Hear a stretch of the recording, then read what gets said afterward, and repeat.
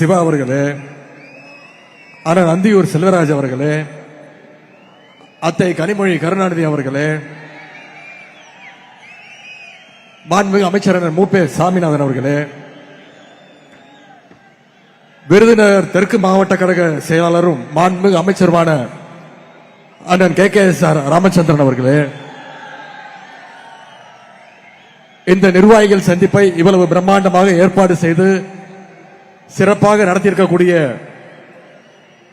விருதுநகர் வடக்கு மாவட்ட கழக செயலாளரும் மாண்புமிகு அமைச்சருமான அண்ணன் திரு தங்கம் தென்னரசு அவர்களே, அமைப்பு செயலாளர் அண்ணன் RS பாரதி அவர்களே, இணை மற்றும் துணை அமைப்பு செயலாளர்களே, நிகழ்ச்சிக்கு வருகை வந்திருக்கக்கூடிய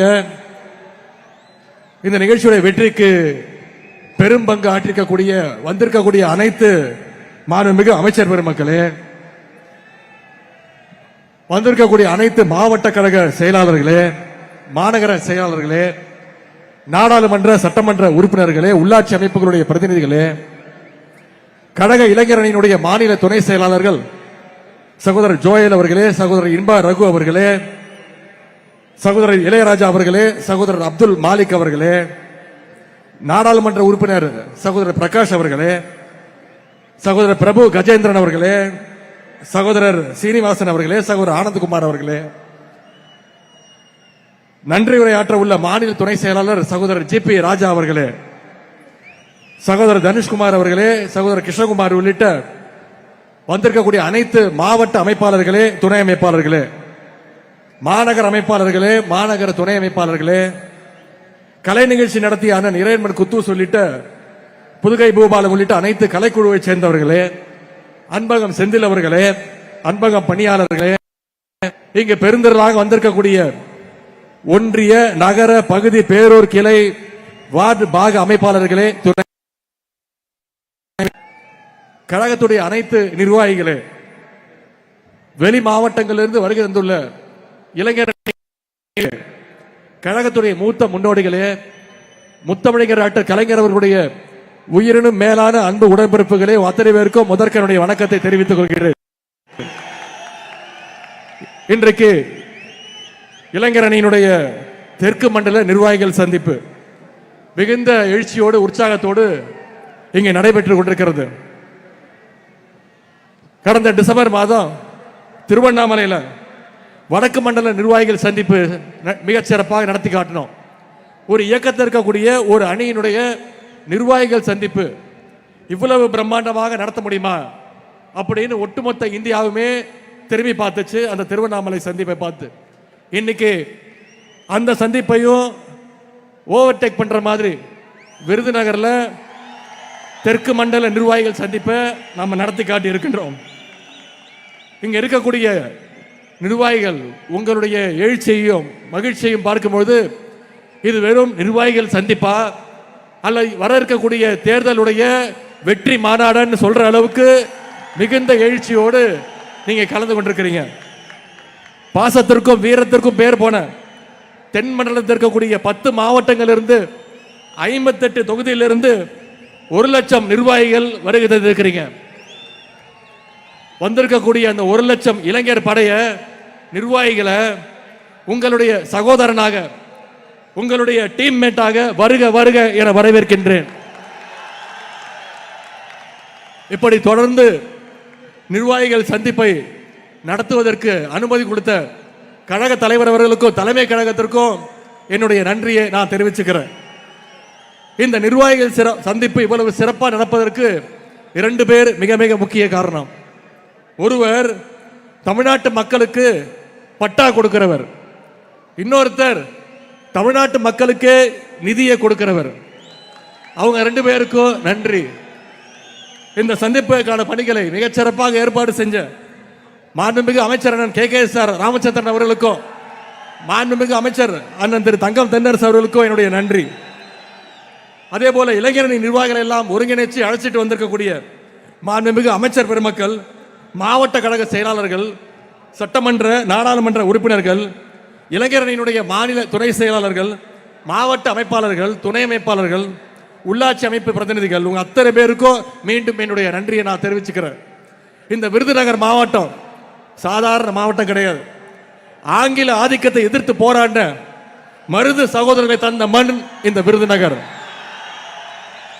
எளிமையின் சிகரம் பெருந்தலைவர் காமராஜர் தமிழ்நாட்டுக்கு தமிழ்நாடுன்னு பெயர் சூட்டணும்னு போராடிய மொழிப்போர் தியாகி சங்கரலிங்கனார் திராவிட இயக்க கொள்கைகளை சமரசம் இல்லாம மக்கள்கிட்ட கொண்டு போய் சேர்த்த வாலிப பெரியார் திரு ஏவிபி ஆசை தம்பி, கலைஞருடைய தென்னக தளபதி ஐயா வே தங்கபாண்டியன், இப்படி கழகத்திற்காக உழைத்த ஏராளமான செயல் வீரர்களை கொடுத்த மாவட்டம் இந்த விருதுநகர் மாவட்டம்.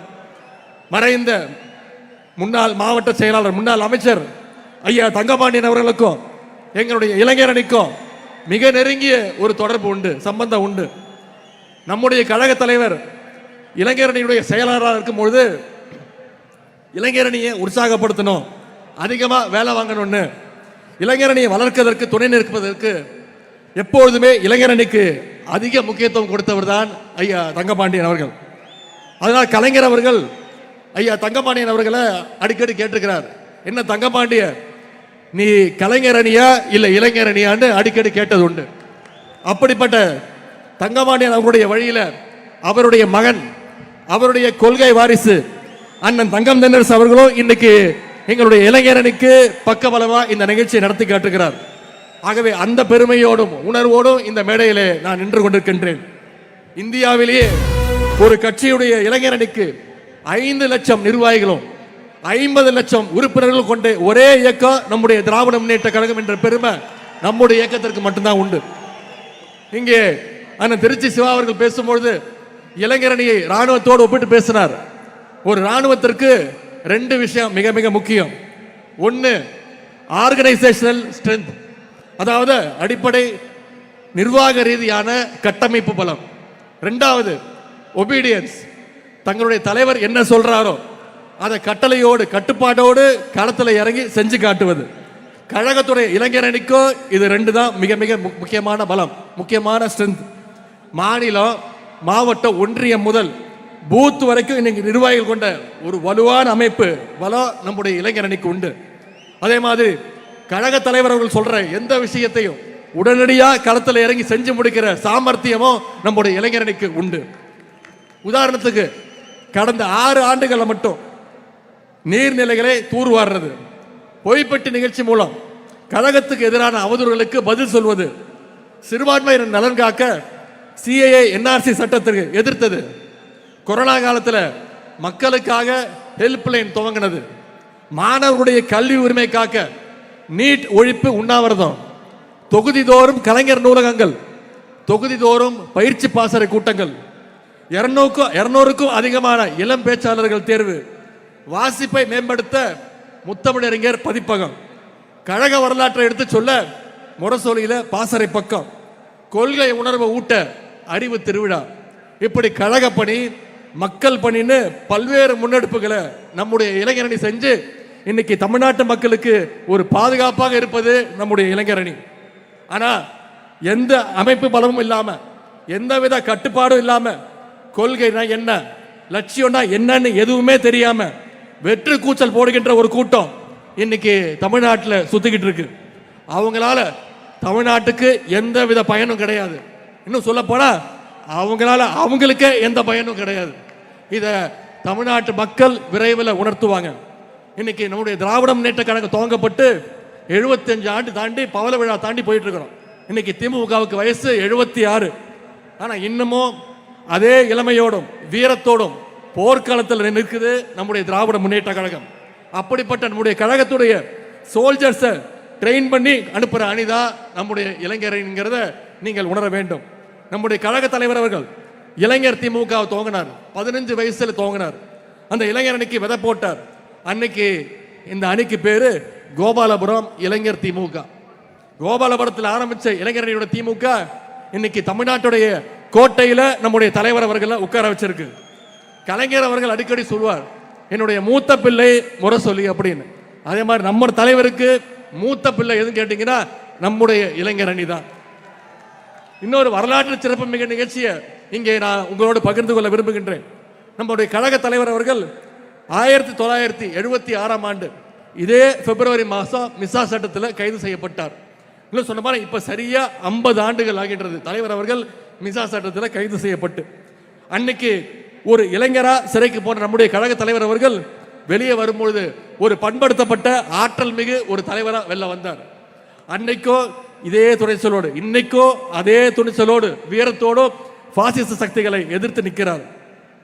அது மட்டும் இல்ல, அப்போதும் இப்போதும் எப்போதும் மக்களோடு மக்களாக நிற்கின்ற, களத்தில் நிற்கின்ற ஒரு இயக்கமாக, களத்தில் நிற்கின்ற ஒரு தலைவராக நம்முடைய தலைவர் அவர்கள் இருக்கின்றார். அதனால்தான் இன்னைக்கு திமுகவுக்கும் நம்முடைய முதலமைச்சர் கழக தலைவருக்கும் மக்கள் செல்வாக்கு ஒவ்வொரு நாளும் இன்க்ரீஸ் ஆகிக்கிட்டே போயிட்டே இருக்கு. அதனால சங்கிகளுக்கு நம்ம மேல எப்ப பார்த்தாலும் ஒரு எரிச்சல், ஒரு கோபம்.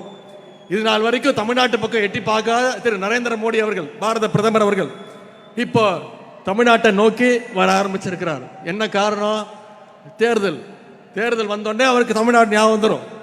இனிமே மோடியை பிடிக்க முடியாது. அடிக்கடி தமிழ்நாட்டுக்கு வருவார், திருக்குறள் சொல்லுவார், கடலுக்கு அடியில் போய் தியானம் எல்லாம் பண்ணுவார். கொஞ்ச நாள் முன்னாடி தமிழ்நாட்டுக்கு வந்திருந்தார். என்ன சொன்னாரு? தமிழ்நாட்டுக்கு டபுள் இன்ஜின் சர்க்கார் வேணும் அப்படின்னு சொன்னார். திரு பிரதமர் மோடி அவர்களே, நாங்கள் திராவிட மாடல்ங்கிற சிங்கிள் இன்ஜினை வச்சு ஏற்கனவே டபுள் டிஜிட் growth 11.19% growth எட்டிட்டோம். நீங்க சொல்ற அந்த டபுள் இன்ஜின் டப்பா இன்ஜினை வச்சுக்கிட்டு பீகார், உத்தரப்பிரதேச மாநிலங்கள் இன்னும் 6% வளர்ச்சியை கூட நீங்க தொடல. தமிழ்நாடு அடைஞ்சிருக்கிற வளர்ச்சியில பாதியை கூட நீங்க தொடர. பொதுவா தேர்தலை எல்லாரும் என்ன சொல்லுவாங்கன்னா ஜனநாயக திருவிழா அப்படின்னு சொல்லுவாங்க. ஒரு திருவிழாவில் என்னெல்லாம் இருக்கும்? வான வேடிக்கை நடக்கும், மக்கள்லாம் உற்சாகமா இருப்பாங்க, எல்லாரும் சேர்ந்து மகிழ்ச்சியா கொண்டாடுவாங்க.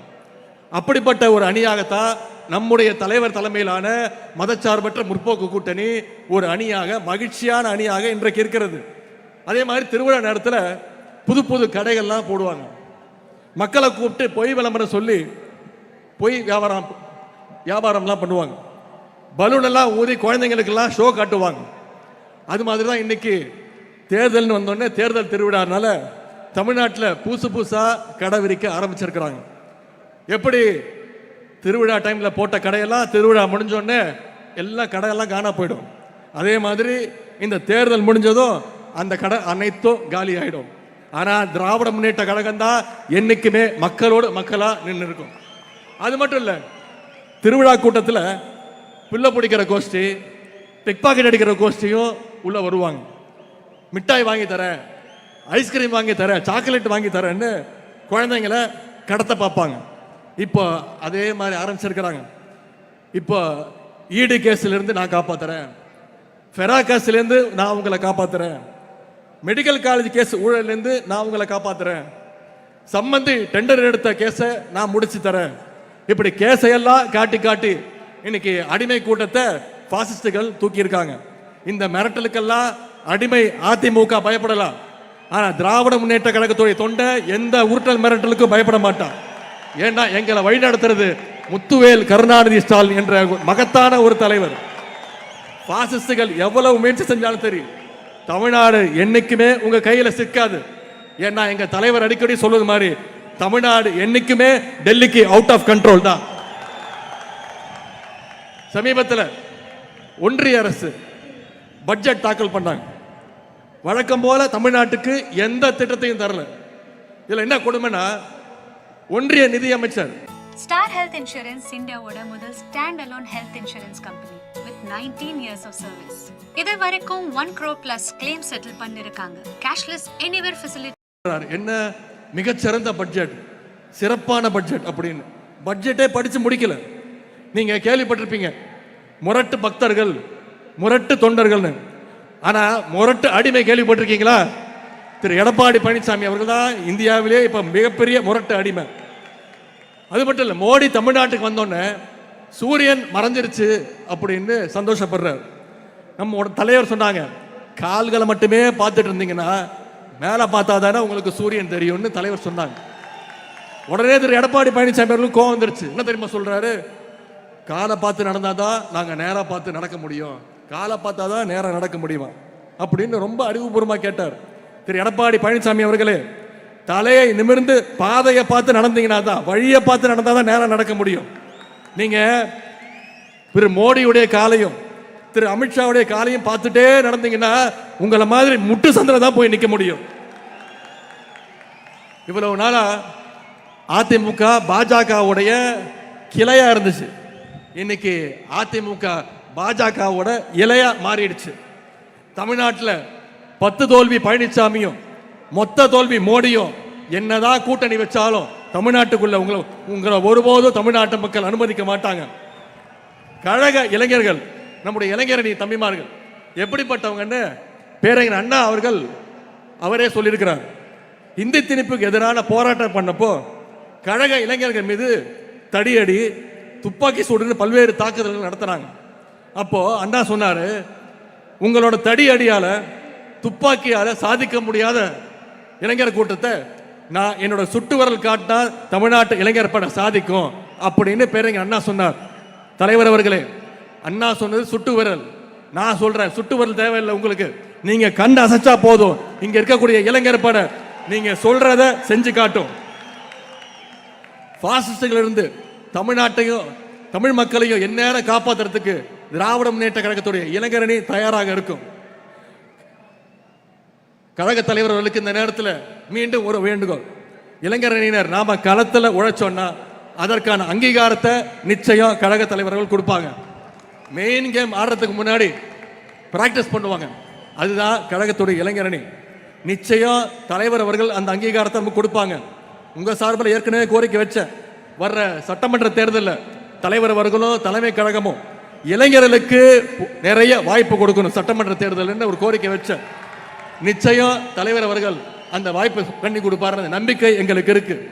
கழக தலைவர் அவர்கள் நமக்கு ஒரு டார்கெட் கொடுத்துருக்கிறாங்க. 200 தொகுதியில், குறைஞ்சது 200 தொகுதியில் திராவிட முன்னேற்ற கழகம் ஜெயிச்சு காட்டணும். 200 பத்தாது, 200க்கும் அதிகமான தொகுதிகளில் நம்முடைய அணி வெற்றி பெற்றாக வேண்டும். குறிப்பா இந்த தெற்கு மண்டலத்தில் இருக்கக்கூடிய 58 சட்டமன்ற தொகுதிகளையும் திராவிட முன்னேற்ற கழகம் வெற்றி பெற்றாக வேண்டும். அதற்கு வந்திருக்கக்கூடிய இளைஞரணி நிர்வாகிகள் நீங்க ஒவ்வொருத்தரும் மிக மிக கடுமையா உழைக்கணும். நம்ம கிட்ட கொள்கைகள் இருக்கு, அரசுடைய சாதனைகள் சொல்ல இருக்கு. விடியல் பயண திட்டம், முதலமைச்சருடைய காலை உணவு திட்டம், புதுமை பெண் திட்டம், தமிழ் புதல்வன் திட்டம், நான் முதல்வன் திட்டம், 2 லட்சம் இளைஞர்களுக்கு வேலை வாய்ப்பு கொடுத்திருக்கிறோம். இப்ப 10 லட்சம் இளைஞர்களுக்கு லேப்டாப் கொடுத்துட்டு இருக்காரு நம்முடைய முதலமைச்சர் அவர்கள். 100க்கும் அதிகமான விளையாட்டு வீரர்களுக்கு முதன் முறையாக அரசு வேலை வாய்ப்பை கொடுத்திருக்கிறோம். எல்லாத்துக்கும் மேல 1,30,00,000 மகளிருக்கு கலைஞர் மகளிர் உரிமை தொகை கொடுத்திருக்கிறோம். மக்களுக்கு இப்படி அடுக்கடுக்கான திட்டங்களை நம்முடைய தலைவர் செஞ்சு கொடுத்திருக்கிறார். இவ்வளவு சாதனைகளை செஞ்சுட்டு நாம இன்னைக்கு தைரியமா மக்களை சந்திக்கிறதுக்கு தயாரா இருக்கோம். மற்றவங்க மாதிரி வீட்டுக்குள்ள போய் தூங்கிட்டு மாசத்துக்கு ஒரு வாட்டி வெளியில வந்து மூஞ்ச மூடிட்டு திருட்டுத்தனமா டெல்லிக்கு போய் சுத்துற தலைவர் கிடையாது நம்முடைய தலைவர். நீங்க வந்திருக்கக்கூடிய இளைஞரணி நிர்வாகிகள் மக்களை சந்திச்சு நம்முடைய சாதனைகளை எடுத்து சொல்லுங்க. இளைஞரணியுடைய திராவிட மாடல் அரசுடைய பிராண்ட் அம்பாசிடர் தூதுவர்களாக நீங்க மக்கள்கிட்ட போய் சேர வேண்டும். இன்னும் தேர்தலுக்கு சரியாக 60 நாட்கள் தான் இருக்குது. இந்த 60 நாட்களும் நீங்க ஒவ்வொருவரும் மக்களை சந்திச்சு நம்முடைய பிரச்சாரத்தை மேற்கொள்ள வேண்டும்.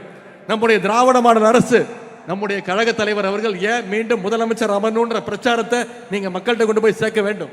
மக்களிடம் செல், மக்களோடு வாழ், மக்களிடமிருந்து கற்றுக்கொள்ளே பேரறிஞர் அண்ணா அவர்கள் நமக்கு சொன்னார். அந்த வகையில் நம்முடைய முதலமைச்சர் அவர்கள் ஒவ்வொரு நாளும் மக்களை சந்திச்சுட்டு இருக்கிறார். மக்களோடு மக்களாக வாழ்ந்து அவங்களுக்கான திட்டங்களை கொடுத்துக்கிட்டு இருக்கிறார். ஆனா இன்னைக்கு சில பேர் மக்களை கண்டாலே தெரிச்சு ஓடுறாங்க. தூக்கத்திலேருந்து எந்திரிச்சு வந்து இப்ப கண்டதையும் வளரிட்டு இருக்கிறாங்க.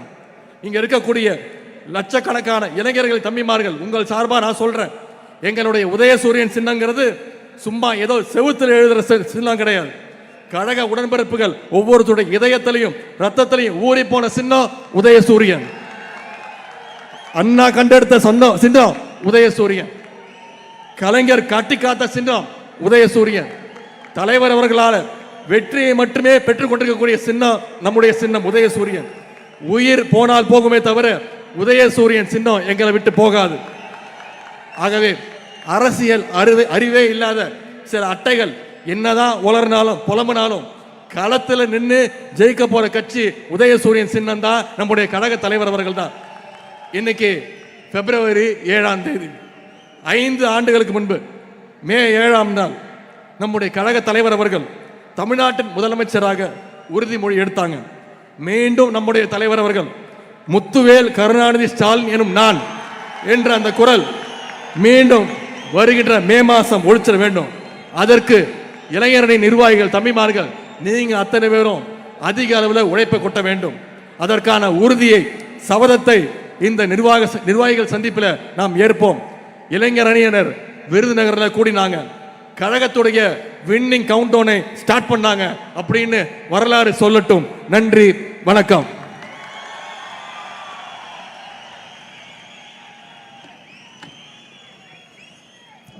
சிறப்பாக சிறப்புரையாற்றி அமர்ந்திருக்கும் ஒட்டுமொத்த தமிழ்நாட்டின் தமிழர்களின் உயிர் மூச்சு இளைஞரணி செயலாளர் மாண்புமிகு துணை முதல்வர் அண்ணன் அவர்களுக்கு நன்றியை தெரிவித்துக் கொண்டு அதைத் தொடர்ந்து தென்மண்டல இளைஞரணி நிர்வாகிகள் சந்திப்பு வெற்றி பெற மாவட்ட கழக செயலாளர்களுடன் ஒருங்கிணைந்து செயல்பட்ட கழக இளைஞரணி துணை செயலாளர் மாண்புமிகு அன்பு சகோதரர் ஜிபி ராஜா அவர்களை நன்றியுரையாற்றிட வருகை தருகிறது.